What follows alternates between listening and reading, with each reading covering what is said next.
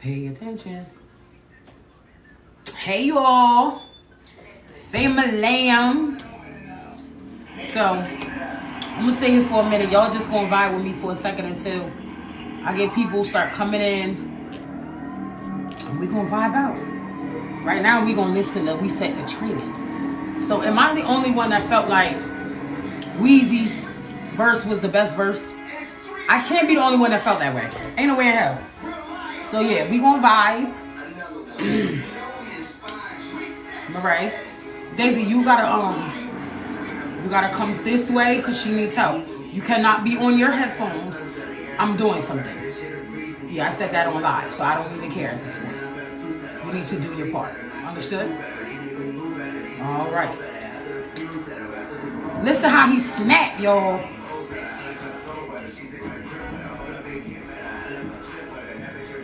This my shit. Good morning, fams. I felt like going live today because I'm doing signed autograph books today, and I just wanted to vibe with my team. I wanted to vibe with my fans. Y'all know how we do. So we just gonna vibe off that. I'm trying to wait for more people to come in so I can vibe with y'all, so y'all know more about me and what I'm bringing to the table. You did? We don't do friends. When he said he won't smoke,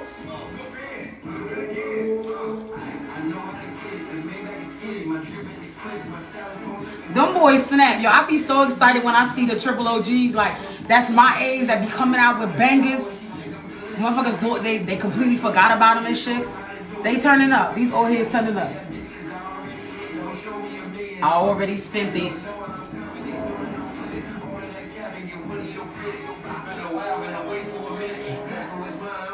Been a while, bitch. Been away for a minute. You heard? Bitch gotta pop out now. They underestimate me, and we not gonna do that.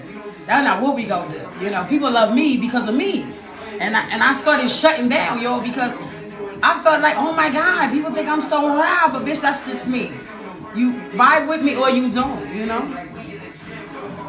Huh? Oh, this is it's Florida water, baby. I'm real spiritual. I read I burn sage, you know. I'm the light though. I'm not the dark, so that's not what we ain't vibing off that. A lot of my friends, I do like tarot readings and things. They'll come to me for like, you know, some type of understanding. Some type of understanding. Like if they don't know what's happening in their life, I'll just give them a heads up. That's it. So that's what that is, and this just clears my energy, because a lot of times I take on a lot of people's energies when I read. So I gotta know how to release it when I'm done. And that's what I was dealing with, because I would become really heavy. Oh my God, I would be so heavy. I would be tired. And I'm like, yo, what can I do to release their energy? Because I'm so healed. It's like, I mean, I still go through my shit. Let's not say that. Majority of the energy in my life, majority of what I go, I'm healed from. So I don't want to take that shit with me. You know, I wanna help. You know? Yeah, that's what we gonna call it. We're gonna call it spirit water. Holy. That's what that is. Because let me tell you something.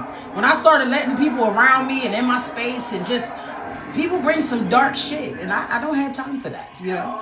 I did not get this far in my healing process to be playing with people, spirits, and they demons. I gotta handle my shit, you know? Yeah, so that's what that is. That beer water. So today, what I want to do with you guys is I want to show some acknowledgement on my book. I haven't really been promoting it like I should. And it was because I was allowing things and people and their opinions to dictate what I did for me and mine, you know, and that stops. That stops. We're not going to do that. So I wanted you to understand who I am, what I've been through, what I've healed from, how I coped, and where I am now. And in order for me to do that, I can't do that through a TikTok. I can't do that through a dance and a little thing recording somebody else did. I have to really be authentic, and put myself out there. Hello, my name is LadyRah. I am the author of this book, Live. Can you turn that down some? That's some gangster music. See what I'm saying? You get your kids to DJ, they start playing gangster rap and shit.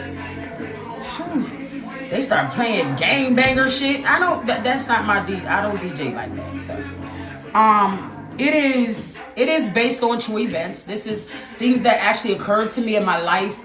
You know, living in a urban household, shit like that. You know, where you're told to what stays in this, you know, what goes on in this house stays in this house. And this is just a breakdown. This is not to throw any shade. This is to actually help, you know, children that have been through the same dynamic as me to heal and to see that even though you didn't have any parents, even though the state even let you down, even though that abusive relationship you got into, even though everybody, friend, foe, family member, whoever, wanted to see you fucked up in the game. Excuse my French, I'm a little raw. You know what I'm talking about? See, Ra in Arabic is war. I'm always ready, so I don't have to get ready, all right? So with that being said, is to know me, is to love me. Don't judge me by the way that I come off extra aggressive. Because that's just me, and it's love. You know what I'm saying? I mean no harm by it. But for everybody that thought you couldn't do it, that thought it couldn't be done, that you would be broken for eternity, that you would be a junkie, that you wouldn't amount to shit, right? It's the same motherfucker. I want to reach out to the people that feel that way, that feel like they could never make it, even after everything they've been through. Because I'm here to tell you, I'm the walking testimony of this. If I explain to you half of the shit I've been through, even throughout my life, and this is not for you to feel sorry for me, it's for you to take control and accountability for your life. When you know the moment to forgive those and then forgive yourself for allowing you to stay in that mind state so long, baby, you on a whole nother level of elevating. Okay, you're on a whole nother level elevating. And what I mean by that is this: everything that was designed to break me only made me. You get where I'm going? It was supposed to break me. It was supposed to make me batshit crazy. Because I come from a family, right?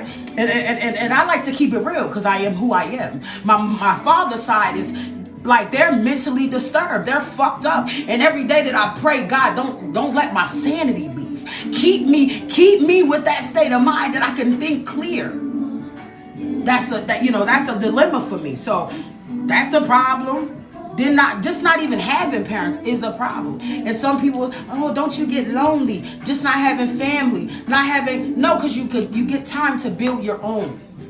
And it also speaks on that. And in this book, it speaks on how I had that dear conversation with my mother before she passed away. How I explained to her on different levels of how I needed her and she should have been there. But then it also breaks down, because I'm not a selfish person. It also breaks down the dynamic where I'm like, okay, as a child, I'll never respect it. But as a mother, I understand. How many of us could really sit and say, well, I didn't like the way my parents or my nan or my dad or whoever was, and you know, that's the reason I am the way I am. But had you sat down and understood where they came from, you wouldn't be so closed-minded. You wouldn't be so turned off to forgiving people, to understanding why it was your life was the way it was, right? So one day I was talking to this guy, and it's so crazy. What really, so many things inspired me to write this book. But I was talking to this guy one day. He was steady trying to, you know, be all romantic and shit. And you know how y'all pillow talk, and we sit there and we try to tell all our business for a motherfucker to get to know us and shit, right? So I'm like, yeah, my life was this, and my life was that, and this and this and that. And this man looked at me and said, you know, a lot of times I hear people say, why me, why me? He said, why not you? Really think about it. Why not you? So God put me in a position for me to go through everything I went through, right? So I'll be able to sit here right now and explain to you why me. Okay? Not why not me, like, Lord, why I got to go. It was supposed to be me. You see how tough I am? You see how I carry myself with so much confidence? You know why it was supposed to be me? Because had he gave this journey to another soldier, baby, they wouldn't have been able to handle it. They would have been batshit crazy. He said, I needed you to go through this. I needed you to get through it. I needed you to heal, because I need you to get on there and tell these people how you did it. Tell them it's not the end of the world because some shit don't go right. It ain't the end of the world because your parents ain't your idea of parents. He said, now go explain to them what healing look like. Come on in. This is what healing look like. And because I wrote this book, this was a part of me closing off that broken child in me, because I would take this into relationships. I would take this broken child into the way I would parent my children. And that's a problem. That I started realizing it was a problem for me. And instead of sitting and soaking in that drama and soaking in that energy, I came up with a solution. I said, instead of being sad and being depressed, and I said, we gonna heal her, because we gonna let her talk. So when I first started writing, it may come off a few jokes. It may sound like I'm throwing a little bit of shade, right? Hey guys, it may sound like I'm throwing a little bit of shade, but it ain't shade. It's me trying to put a highlight on a fucked up situation.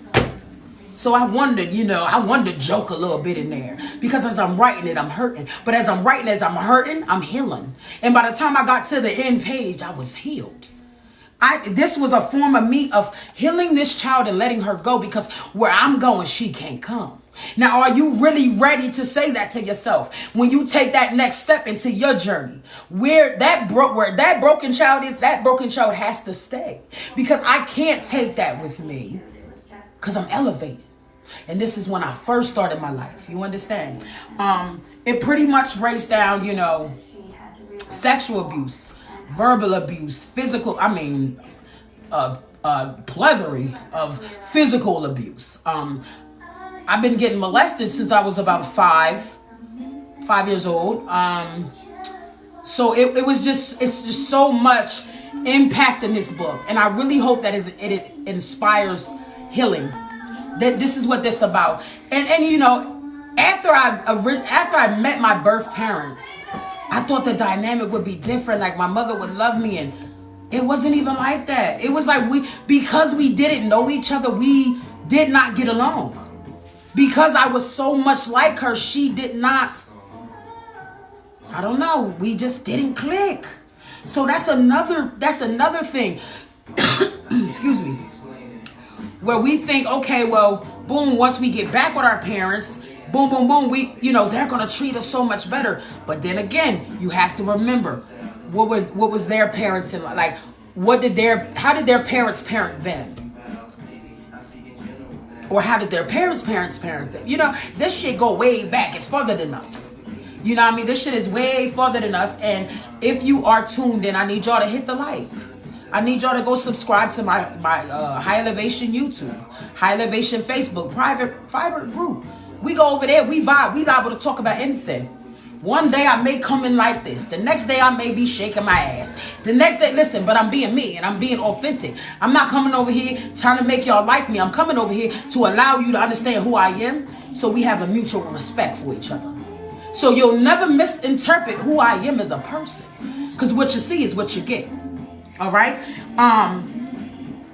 So basically, I went through living with the state. I think being in foster care was like the worst thing that could have happened to me. I would have rather been with my addict parents, my stick up kid daddy, my drug dealing mama, What it's so crazy is they put me in these homes. I was in over 20 foster homes, over 25 group homes, right? And each dynamic was like preparing me for prison. Each dynamic was like a kid's shelter where they just throw kids at that nobody wants to deal with, right?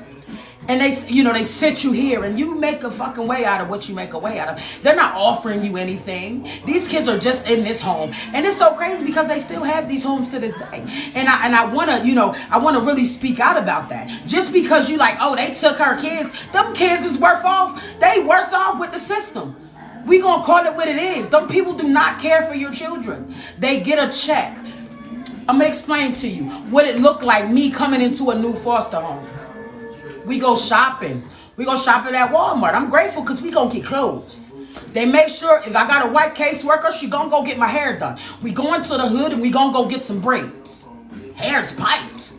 Yeah, they get a check from the state. And your caseworker has that in her hand. As we're going from place to place, they're not giving them cash. They're writing a check to them. Go with me. So then I ended up at this foster home. And I walk in and they give you the tour. Like it's going to be awesome. It's so clean and so spiffy and just so, everybody's so proper, you know? And then you get in there and the doors close and the lights go off and it's a whole nother fucking playing field. Now you have to fight for your life. And they ask you, well, Rob, why are you so angry? Bitch, I had to fight all my life. I had to physically, y'all not hearing me? Because I was a shorty, I'm kind of small and shit. I always thought I was a bigger person. But in every dynamic, it was like being in jail. Keep your shake on you because it's going to go down. So my mindset was I'm in this alone. I know this. How do I maneuver? How do I navigate, right? I had to learn to just fend for myself. I knew I was here alone. I know any given time that these people were going to come and take me. Don't get too comfortable because you ain't there long. And it's so crazy. I use that same dynamic to this day. I live in a house for 2 years. After that, I'm gone. Can't stay still. My kids hate it. They like, Mom, can we stay? Like I'm starting school here. I need to, and I had to really, damn, you're right. I'm taking everything I've been through and I'm trying to apply it on my kids, and that's not okay. It was something I've been through. So I have to stay still where I can accumulate more things. If I'm constantly moving, I'm constantly remodeling, I'm constantly buying cars, I'm constantly paying bills, I'm constantly, what am I accumulating? What am I building for myself? If I'm constantly moving everything around. So I said, I gotta stay here. I gotta stop. I gotta pause, and I have to build me up. And that is the journey that I'm on. But I get in these foster homes, and some dynamics you'll have both parents in the foster homes. That's rare. Some situations you'll have one parent. But this one foster home I went to, it was a mother and a father, right? And the daughter, like they had a half a double house, and one of the older kids rented the house next door, and she also got foster kids. See, the crazy shit is the parents only took in girls, the daughter only took in boys, and they would keep them separate. And I kind of understood the I have no idea who that is. Is this person one of my followers? Yeah, you have to pay attention.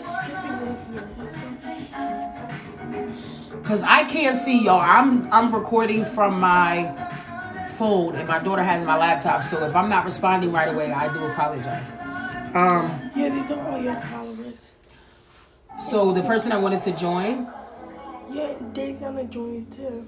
Okay, so anywho, so we get there and the dynamic is okay. The girls live here with the two parents, and the guys live with the older daughter, right? I get introduced. I get took into my room, and I notice my doors have bolt locks. Bolt locks on it. No, decline that.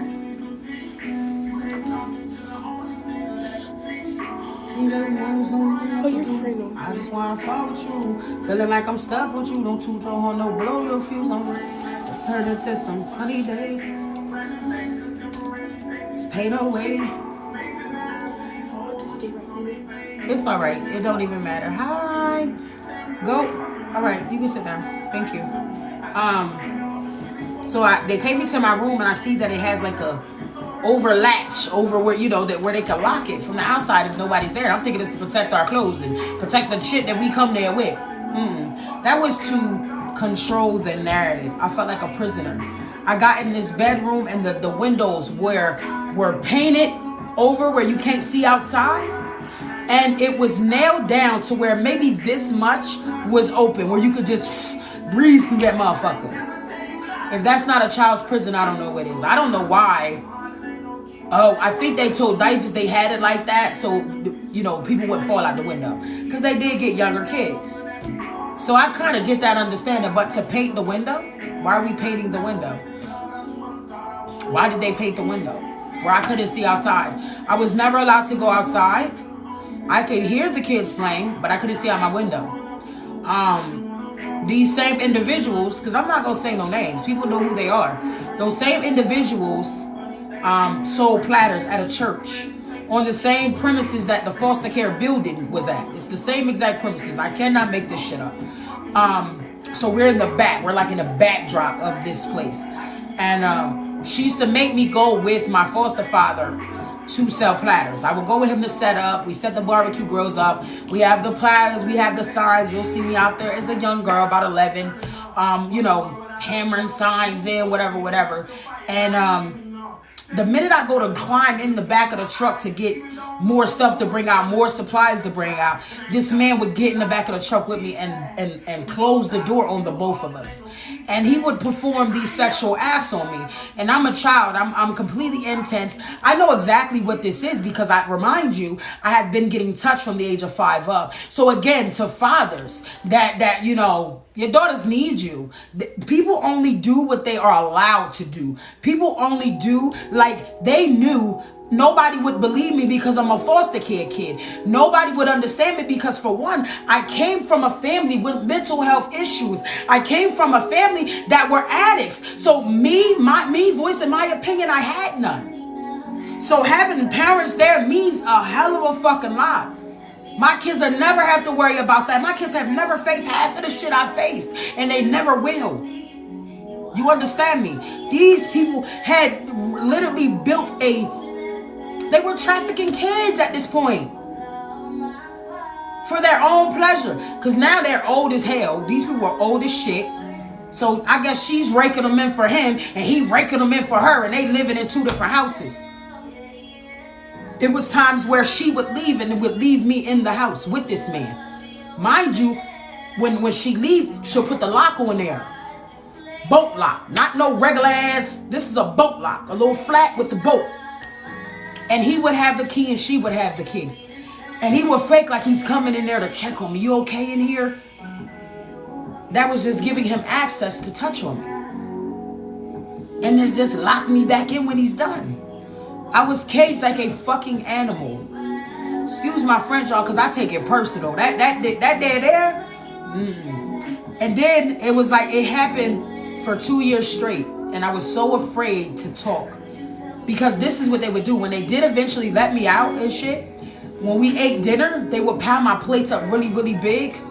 And I would have to sit there and eat those plates. I could not, and I'm not talking, we're not talking regular portions, my niggas. We're talking like, this is the bottom of the damn plate and my food is up to here. And I wasn't able to leave the table. Or they would pinch me real hard. Like I'm a kid. They would pinch me, sit up, eat, you know, treat me like shit. And then they say, Ron, why are you so angry? Now, mind you, did anybody peep how I said I was in the system? I wasn't with my parents. I was not with my drug dealing daddy, my drug dealing mama, my crackhead daddy, my stick-up kid daddy. Like, this is their life. We gonna keep it 100. I wasn't with them when this shit happened. I was in the comfort of the state. I was awarded of this. I was an award of the state. Murray, can you get that? I was pull it up some. I was the ward of the state.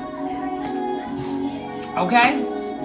Never one time did I say, turn that music down some, please. Never, not one time did I say,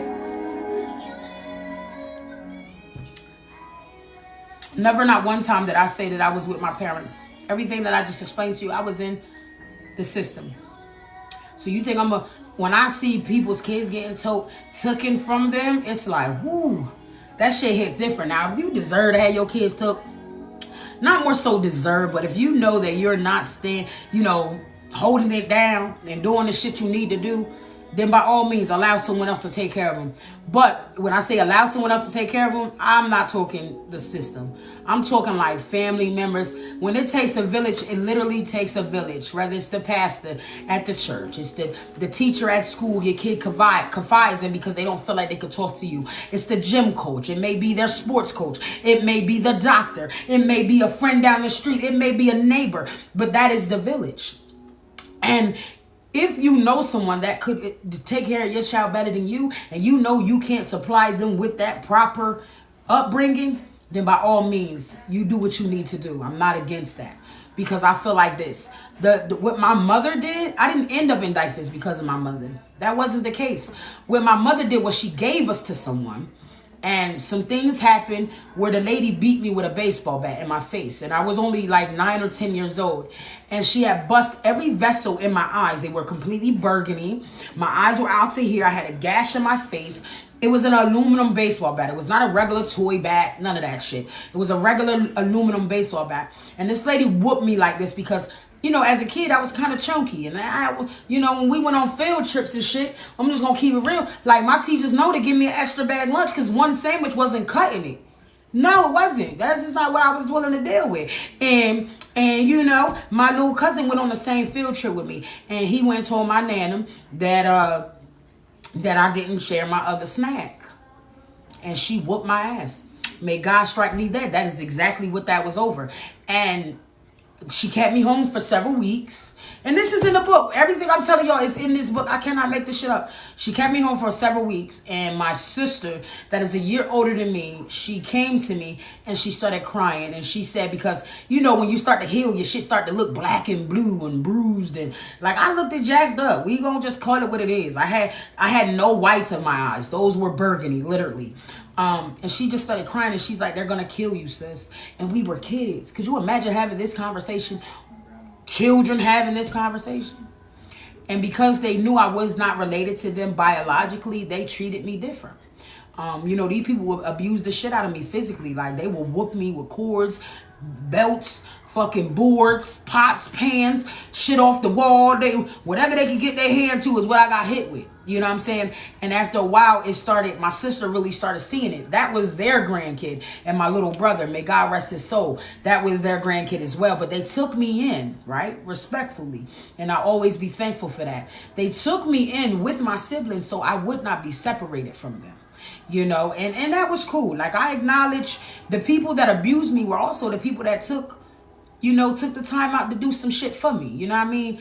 And my sister started crying and she's like, sis, they're gonna kill you. I gotta go tell. And my sister, when she went to school the next day, been changed. Yes, come on. Y'all don't hear. She went to school the next day and she said, she said, you know, I gotta go tell, sis. I can't let you go through this no more. And they came. DIFES came. The police came. And I remember this like it was yesterday. Like, as I'm telling you the story, I'm visualizing it because this is something that I went through. And it was detrimental to me. And when the police knocked on the door, she runs to the door. Any other time, she wouldn't even go. You know, she runs to the door and she's in the crack of the door. And something said, get up, because she told me to stay back and go back in the corner and move my head. And they better not see your face. And I was like, absolutely not. My sister literally just went and risked her damn life to go tell and to seek help for me. You think I'm about to keep my face hidden?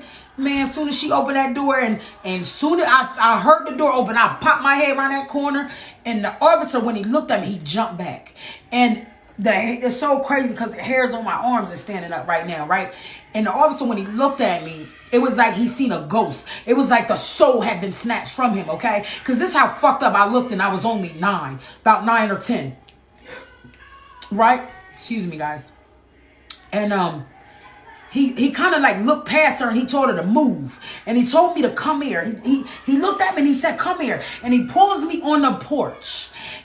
Before he could pull me on the porch, she was like standing in front of me and she wouldn't let me go outside. And he kept saying, ma'am, move. Ma'am, move out of her way. Like she wanted to keep me in this damn house, right? And you could see, but as he's talking to me, he said, you're lucky. And this was his exact words. He said, you're lucky that you babysitted me as a child. He said, you're lucky that my mom and you are friends, because I would be hauling you off to jail right now. Let her out of this house. So I come and he grabs me by my hand. But as he's grabbing me by my hand and as he's talking to me, he is in tears. He's at a silent cry. He's at a silent cry because I was kept in this fucking house for weeks. like this. And nobody came to my rescue because why? I didn't have any parents that gave a fuck, right? I didn't have nobody that cared about me. There wasn't nobody gonna believe me if this was really happening because nobody was there. I didn't have that immediate family that I didn't have that village. They were my village. And my sister was my village. You know what I'm talking about? She's only a year older than me, but baby, let me tell you, she kicked. I'm telling you, when I really needed her. And it's so crazy. We would fight like cats and dogs. You know, when you younger, you fight like cats and dogs. But it was like, when I needed her, that bitch came through like Superwoman. I'm telling you. And so when it did happen, they took us that day. And it's so crazy because what she said, because she was an older woman, she told them we were bad kids. We did this. Nigga, we wore penny loafers and they didn't have no pennies in it. We wore hand-me-down clothing that was to our motherfucking ankles. We wore the turtlenecks, nigga. Let's keep it real. We didn't have all that spiffy shit. So like, well, I mean, I guess because we was taken care of, we didn't go without. Because, I mean, they actually had like 7 kids. I think seven kids of their own, you know? I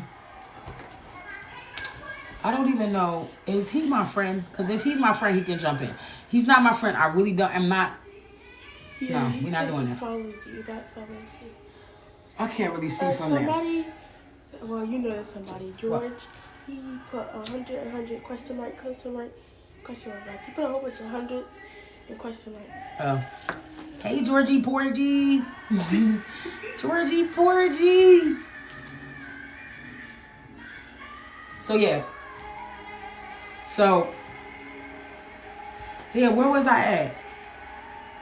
So my sister would definitely come clutch when it was time and I couldn't take much of the pressure no more and I was the youngest. I was her baby. You know, she was actually tinier than me. You would be shocked. And she had a heart like a lion, yo. I'm telling you. Who's that? Davey. Oh, she had a heart like a lion and shit. But that was my village. That was my go-to. And so with this book, only thing I'm doing here is I'm explaining to you what I went through. Not for you to feel sorry for me. He said, gotta check it out later. Oh, yeah, you're fine. Because y'all share this live. Like this live. Heart this live. Comment. Give me your opinion. What was your upbringing? You know, did you have both parents? Did you have one? How was that? Were you awarded a state? You know, was your parents addicts? Did you grow up with a nana? You know what I'm saying? If you were sexually abused, how did you cope? How did you heal? These are things, I mean, on my platform anyway. I may get on here and joke and bullshit a little bit and do a little TikTok dances and, you know, shit that reflects my personality. But when it comes down to the come down, right? I really want y'all to heal out here. When God made me, he made me a healer. And that's what I do. So what this book is doing is helping you through the process. Hell yeah, I wanted to kill myself. Suicide was definitely a mission. It never worked. Every fucking time, yo, no lie. I try to take me out due to this shit. It never worked. God said you here for a real reason. And you ain't going nowhere until you have accomplished that. And that's what this book is about. It's about forgiveness. It's about not only just forgiving the people around you, but it's about forgiving yourself for being in that energy, forgiving yourself for not knowing. You know, I didn't know. I was a kid. You know what I mean? And so forth. Even when I got older, it was like, damn, you know, that I sat in that energy so much. I fought with so much depression. It was days I couldn't get up. It was days like, you know, like, I don't know. I just wasn't myself. I didn't know who I was as a person. I didn't know what I stood for. I didn't have no clear value or no clear view on you know, where I was going, where I was headed. And as I told you prior in the beginning of this conversation, that I had to find a way to cope. When I got in my mind that I was alone, I stopped looking for people to help me. When I got in my head that this was my battle and nobody could fight this war but me, I stopped looking for clarification. When I got in my head that I had been through this and I'm still here to talk about it, it was times that I could talk about it and would be, I mean, in shambles. I sit here today, baby, and I'm not. Okay? And I couldn't do that in that state of mind. I had to really take myself out of that dynamic. I had to take myself away from negative people that reminded me of where I had been. I had to take myself out of the dynamic of needing someone, because I dealt with you know how you feel. You're neglected. So you have abandonment issues, and I would always try to hold on to people because they mine. You ain't going nowhere. But I knew I had to let them go, even if I wanted to keep them. But that comes from me not being able to have people there for me. That comes from me always being the last pick. That comes from me being put in all those foster facilities. That comes from me doing 7 years in prison. When it all was said and done, I was alone. And I think that is the process that helped me to start healing. When I had to sit in that energy myself. Yes, baby. What's the matter? There's just a whole bunch of people doing it. You okay? Yeah. All right. When I started to understand that this process was a long process. This wasn't a process that I could take people with me. Even when you're elevating, everybody can't go with you. So it was part of me elevating, and I knew that I was trying to hold on to things that were toxic. Even in here, like, it's just a breakdown of countless forms of abuse. It's a breakdown of where I had no voice, and now I do, and they can't make me shut up. They can't tell me they don't believe me. They can't tell me no one's listening, because this is what I have a platform for. I have damn near 10,000 followers just on this one, and I have other websites. So let's do the math. Numbers don't lie. I am no longer being shunned. I am no longer being told what happens in this house stays in this house, because can't nobody shut me up. And now that I can speak, I speak really loud, right? I speak really boldly. Can't nobody dumb me down, and that's the problem. They like, damn. I guess what was meant to break her and keep her shut off to the world actually made her pop out and be her. Yeah. I mean, I was bullied. Listen, I had to get my whole fronts refixed. Yeah. I got cuts and bruises on me where I done took and put tattoos over them because they're battle scars, and they'll never go nowhere from being beat. Okay? I literally got stumped one time by a man. I was like 24. Ripped my hair out to the scalp. Okay? Scalp was bleeding. So what I'm trying to say is, I really think I was meant to take a beating though and be good. You know what I'm saying? I'm tough. What it did teach me was to be able to fight, to be able to stand up for myself, but to also be able to take a L. You understand me? What I mean by that is, I'm not talking like a physical fight. I'm talking about a more emotional fight, a mental fight. It was like, okay, it's going to be shit that's going to be thrown at you, but you got to be good in that mental space where you'll be able to fight back. And this is what this is. This is me mentally fighting back. And my children watched me write this book. This was my first book. I did get a book deal before, but the book was named something else, so I had to start from scratch. And that's what I mean. You got to be able to take a L, dust your hands off, and get the fuck back up and do it again. Because of course it was my first run, so I wasn't gonna get it right the first time. So that's why you do stuff over and over again, then you master it, then you become an expert at what you do from experience, right? Right. And this is the end. This is the reward of that. Because I can no longer go back to blaming this child for why I act the way I do, why I handle shit the way I do. Oh, I'm so hurting. Oh, this ain't working. Oh, no. Because I made a vow to myself, because once we talked about it, we did it.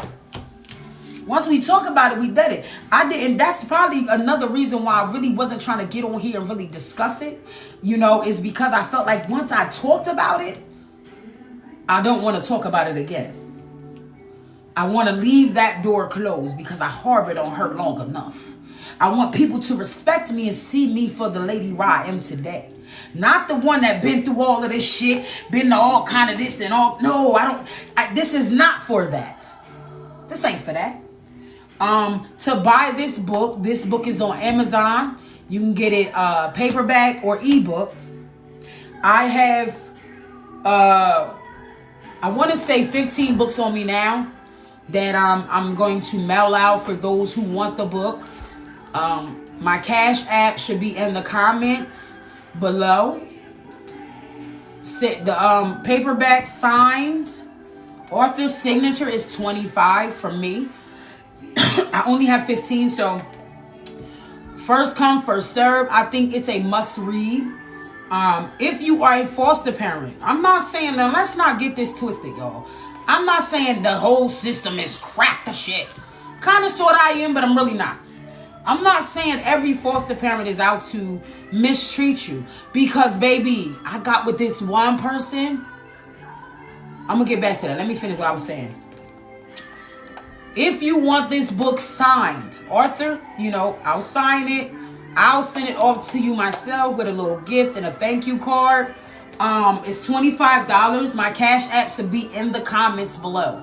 Once you do purchase the book, right? Once you purchase the book, I want you to screenshot the confirmation and email it to me. My email is also linked to this account, so that should also be in the comments as well. So again, to purchase a signed author's copy, Cash App me $25. You might want to do 26 because Cash App be playing dirty and I need my moolah boo-boos.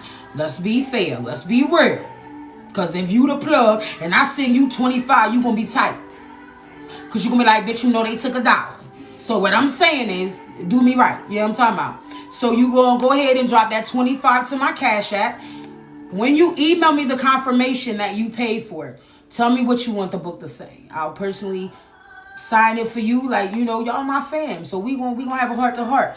When you do read this book, I need you to go on Barnes & Noble. I need you to go on Amazon. I need you to drop a review.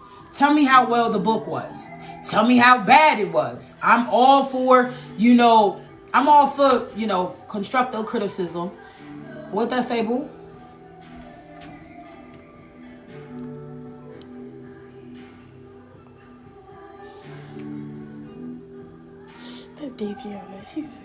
It say what? What does it say?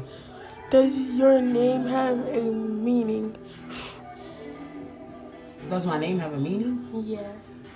What do you mean does my name? Hell yeah. My name is my name. What do you mean does my name have a meaning? Don't be asking me no crazy questions. Anyway. Oh, that's me right there. I was putting your Cash App. All right, that's fine. Once you do purchase the book, send me the confirmation in an email with what you want the book to say. I only have a limited edition on me. If you don't want to pay that $25, you can go online. You could get the ebook for, I believe it's $3.99. You can also purchase the paperback for $15.99. Either way, support. If you're not familiar, I also have an online store where I rep nothing but this BBW gang. I rep this shit.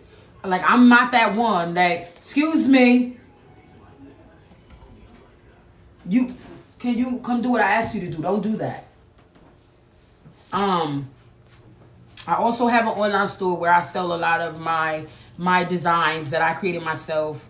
I'm dibbling dabbling in a lot of things, but right now I'm just sticking to my writing and my clothing line. So you can go on there. I got a bunch of other stuff from different vendors on my website. So whatever is not there will be. I'm doing updates now. So if it's not on there, y'all can inbox me. I'll find it. Find it, put it on there. I also have the Potbelly Kings. That's for my big boys with the big bellies. We definitely repping them out here. They definitely matter too. Then we got Fluffy Gang. That's for all my fluffy girls. You feel me? It's just like little cute graphic tees you can put with whatever. Throw it under a suit jacket. Throw it. You know what I mean? Do what you do with it. Cut it up. I don't give a fuck what you do with it. Just, support your girl. Like, I'm a single mother. I'm out here doing my numbers. And I ain't gonna let up. I'm just getting started. So, respectfully, for those that paid attention, that heard the necessary things that needed to be heard, I appreciate you guys, man. Y'all know the vibes. for my fans. Like, yes, I have fans. Ra got fans. So for y'all, I love y'all. Come on, you already know what it is. Like, tune in. Like, this is not gonna be the last time that I go live. I also have another book I'm about to drop. It should drop this month. That's my deadline. That's the goal I'm setting for myself, and that is called "Pain Was My Love Language," and that just chimes in on the relationship aspect of the struggle and how I heal from that. So again, I love you guys. If you could, please share this live, comment, like it. Don't forget anything you need to know. My Cash App is in the comments. My email is in the comments. You want the book, Cash App it, then screenshot that. That is a confirmation that you paid, and I'll probably still have it on my end. And then you email me that, what you want the book to say, and we'll do that. This book was dedicated to my mother. So at the end, it was just like me. I just wanted to let her know that I forgave her. I didn't think what she did was wrong. She did what she thought she had to. So you gonna walk with me through this journey. And if you know somebody that needs this and wants to once they heal and they don't want to be in that energy any longer, then you tell them, yo, I think you should go ahead and read Ra shit. Like, it's pretty deep. I may come off Ra, but it's all out of love, man. Y'all know the vibe. So with that being said, deuces. Love y'all.